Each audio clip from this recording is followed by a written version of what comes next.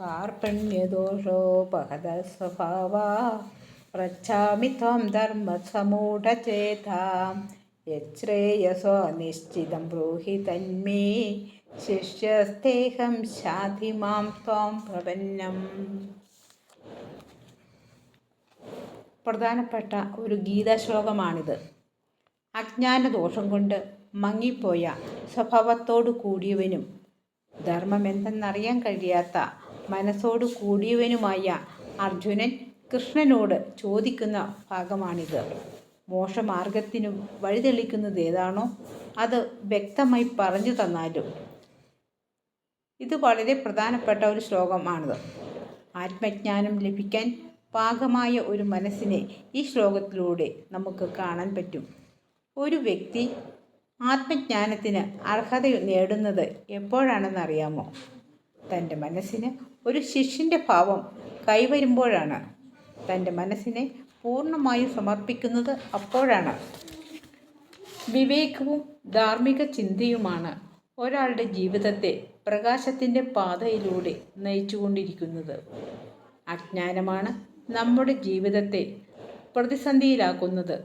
നമ്മുടെ കർമ്മത്തെ പരാജയപ്പെടുത്തുന്നത് ഈ അജ്ഞാനമാണ്. സകല ആപത്തുകൾക്ക് കാരണം ഈ അജ്ഞാനമാണ്. തൻ്റെ നിലനിൽപ്പിന് ആധാരമായ വസ്തു എന്താണെന്ന് തിരിച്ചറിയുന്നതാണ് ജ്ഞാനം.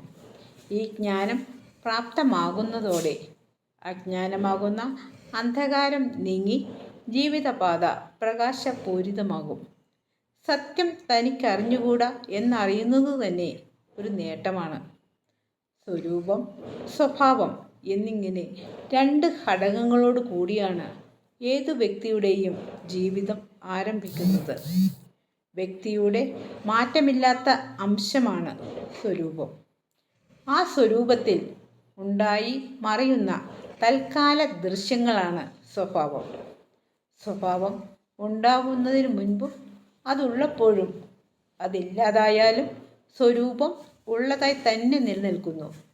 സ്വഭാവത്തിന് ആവർത്തിച്ചുണ്ടായി മറിയാൻ അവസരം നൽകുന്നത് തന്നെ സ്വരൂപത്തിൻ്റെ അനശ്വരസ്ഥിതിയാണ്. മറ്റു വിദ്യകളെപ്പോലെയല്ല ആത്മവിദ്യ. അറിവുണ്ടെന്ന അഹങ്കാരം വെടിഞ്ഞ് വിനയാന്വിതനായി ഗുരുവിനെ സമീപിച്ചാലേ ആത്മവിദ്യ ലഭിക്കൂ. അല്ലാത്തവർക്ക് അത് ഉപദേശിച്ചാലും ഗ്രഹിക്കാൻ കഴിവുണ്ടാകുകയില്ല.